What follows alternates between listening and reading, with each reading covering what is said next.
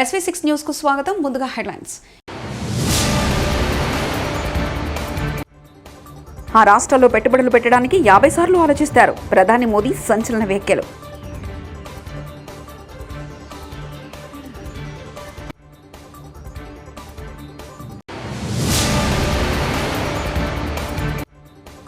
మంత్రివర్గ సమావేశానికి EC okay.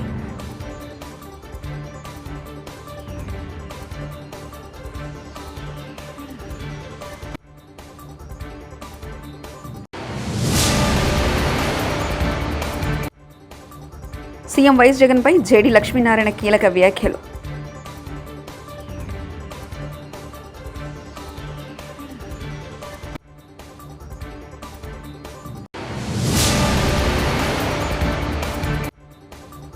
ఈవీఎంలో ఉన్న స్ట్రాంగ్ రూమ్ల వద్ద కూటమి శ్రేణులు పహారా ఉండాలి. నాగబాబు.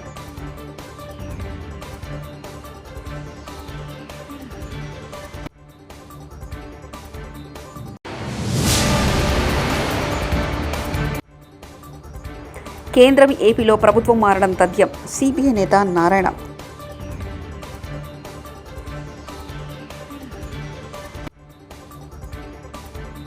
కాంగ్రెస్ పార్టీ అధికారంలో ఉన్న రాష్ట్రాల్లో పారిశ్రామికవేత్తలు పెట్టుబడులు పెట్టడానికి 50 సార్లు ఆలోచిస్తారని ప్రధాని మోదీ ఎద్దేవా చేశారు. లోక్సభ ఎన్నికల ప్రచారంలో భాగంగా ఆయన జార్ఖండ్లోని జంషెడ్పూర్లో ఆదివారం ఎన్నికల ర్యాలీలో పాల్గొన్నారు. ఈ సందర్భంగా మాట్లాడుతూ కాంగ్రెస్ మావోయిస్టు భాష ఉపయోగించడం వల్ల ఆ పార్టీ అధికారంలో ఉన్న రాష్ట్రాల్లో పెట్టుబడులు పెట్టడానికి ఆలోచిస్తారన్నారు. मानवता की सेवा करने वाले संत समाज को गालियां देना शुरू कर दिया है. इस्कॉन, रामकृष्ण मिशन और भारत सेवाश्रम संघ के सेवा भाव से दुनिया भली भांति परिचित है. इन संगठनों ने बंगाल को गौरव दिया है. सुख दुख में इन लोगों ने लोगों का साथ दिया. लेकिन यहां की मुख्यमंत्री कहती है कि हमारे ये संगठन देश को बर्बाद कर रहे हैं. मेरा सीधा सीधा आरोप है, यहां की मुख्यमंत्री मुस्लिम कट्टरपंथियों के दबाव में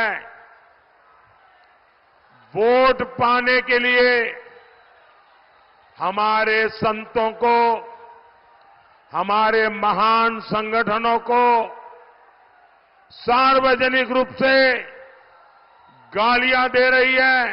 తెలంగాణ మంత్రివర్గ సమావేశ నిర్వహణకు కేంద్ర ఎన్నికల సంఘం ఆమోదం తెలిపింది. సమావేశంలో చర్చించే అంశాలపై మాత్రం షరతులు విధించింది. దేశవ్యాప్తంగా లోక్సభ ఎన్నికలు జరుగుతున్న సంగతి తెలిసిందే. జూన్ 1వ తేదీన 7వ విడత లోక్సభ ఎన్నికలు ముగియనుంది.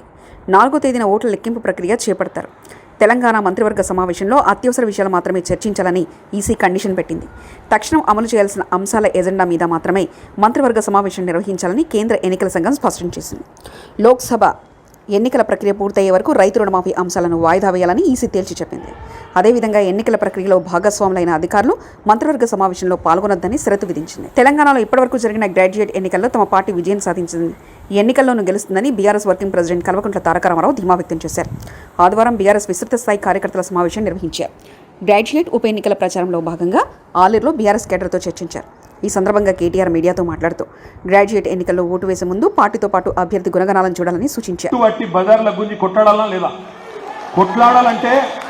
కొట్లాడాలంటే మీరు మాకు బలం ఇవ్వాలి.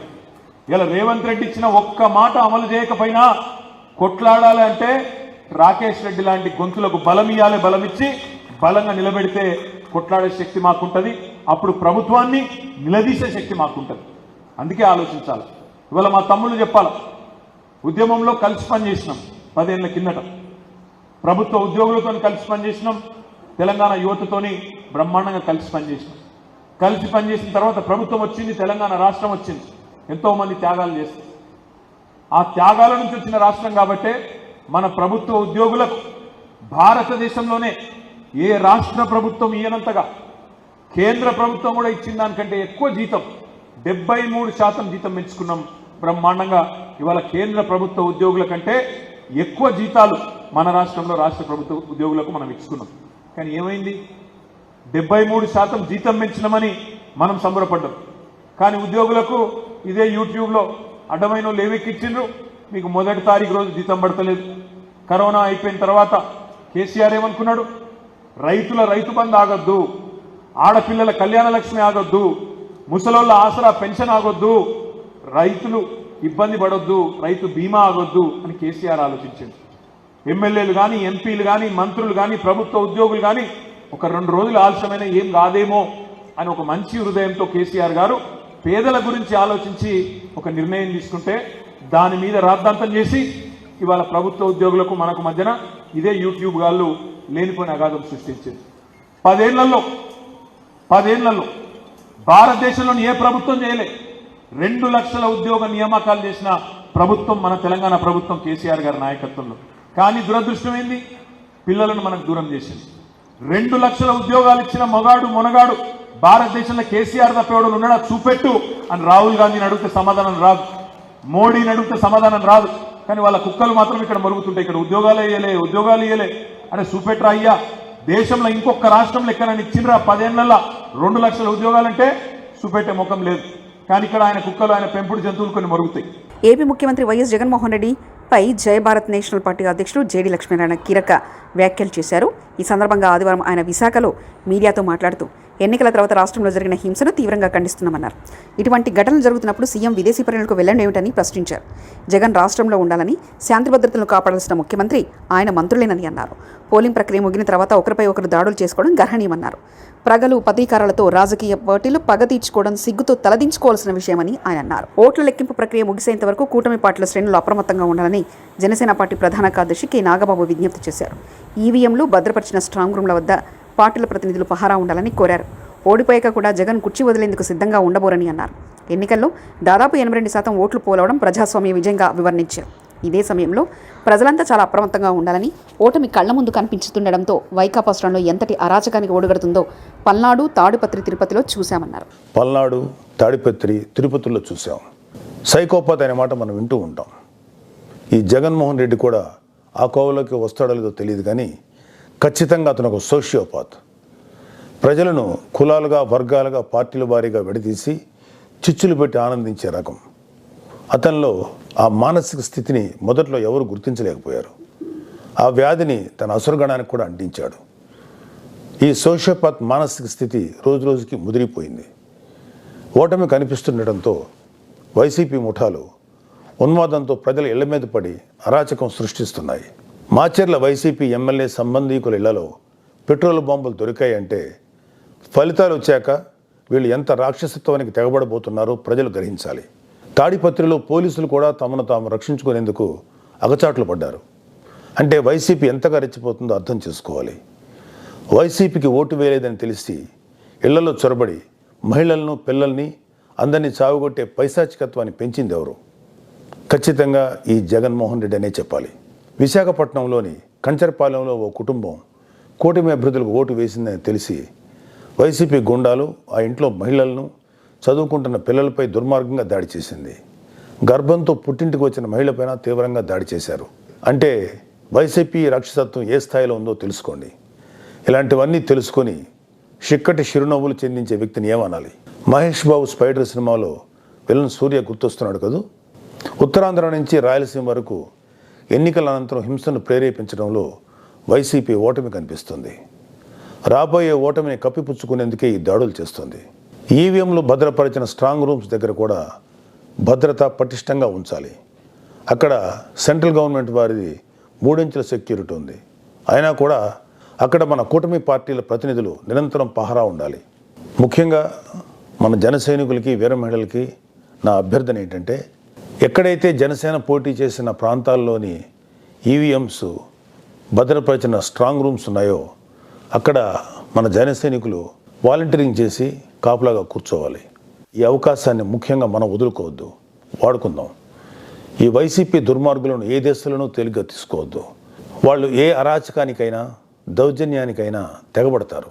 ఆ మధ్యన అంటే 2-3 ఏళ్ల క్రితం అమెరికన్ ప్రెసిడెన్షియల్ ఎలక్షన్స్లో కూడా ఎక్స్ ప్రెసిడెంట్ డొనాల్డ్ ట్రంప్ ఇలాంటి లక్షణాలే కనబరిచాడు. ఎన్నికల్లో ఓడిపోతున్నాను అని తెలిసాక కూడా నేనే గెలుస్తున్నాను, గతం కంటే గట్టిగా ఓట్లు వచ్చాయని ప్రచారం మొదలెట్టాడు.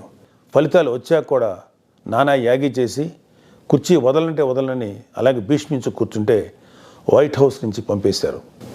దాదాపు ఇలాంటి లక్షణాలే మన ఆపద్ధర్మ ముఖ్యమంత్రి జగన్మోహన్ రెడ్డి కూడా ప్రదర్శిస్తున్నాడు.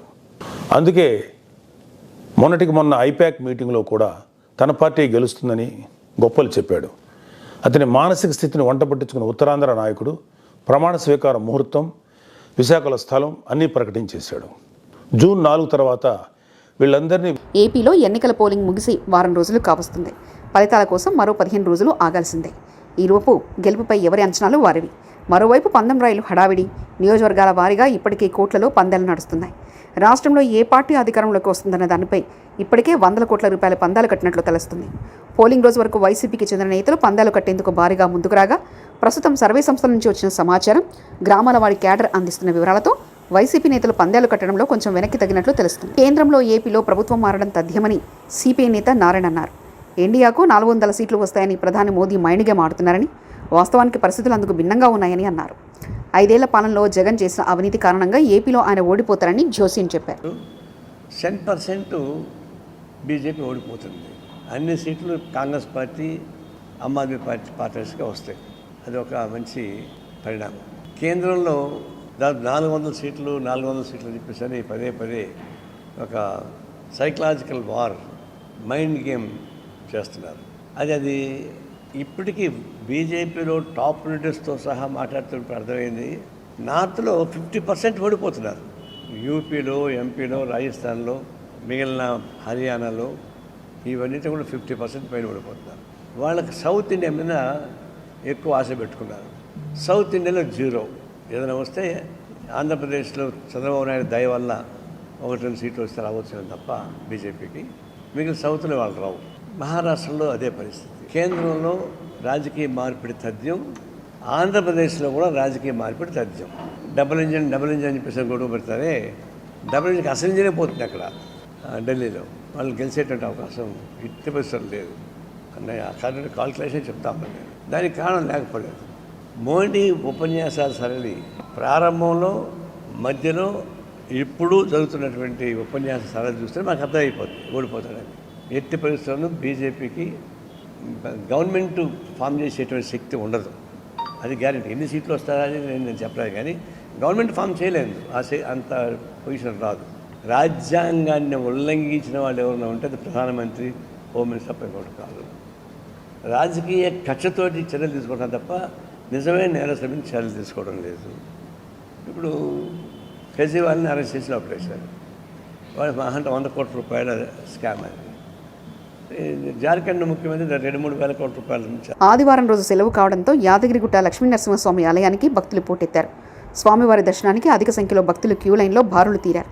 దీంతో స్వామివారి ఉచిత ప్రవేశ దర్శనానికి సుమారు 3 గంటలు, ప్రత్యేక దర్శనానికి గంటన్నర సమయం పడుతుంది. ప్రసాద విక్రయశాల, సత్యనారాయణ స్వామి వ్రత మండపం, కొండ కింద విష్ణు పుష్కరిణి, కారు పార్కింగ్ బస్టాండ్లో భక్తుల సందడి నెలకొంది.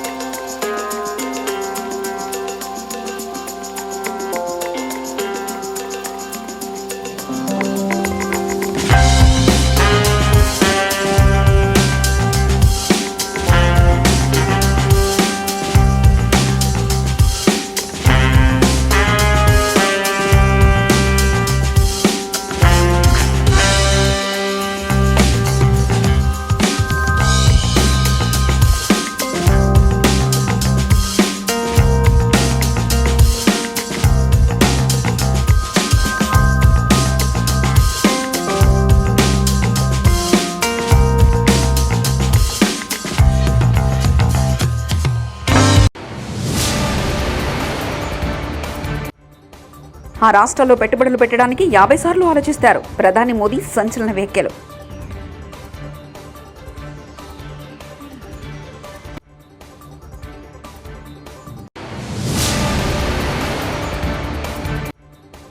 మంత్రివర్గ సమావేశానికి ఈసీ ఓకే.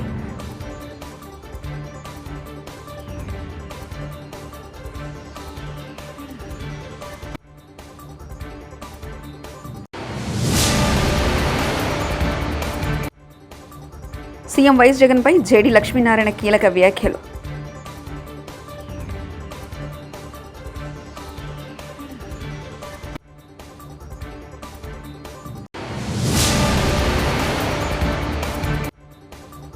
ఈవీఎంలో ఉన్న స్ట్రాంగ్ రూమ్ల వద్ద కూటమి శ్రేణులు పహారా ఉండాలి. నాగబాబు.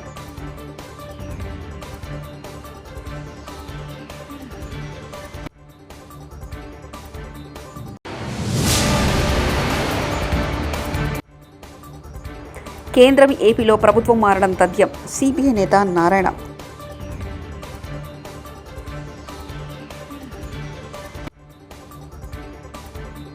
ఇవి బులెటిన్ విశేషాలు. చూస్తూనే ఉండండి SV6 న్యూస్.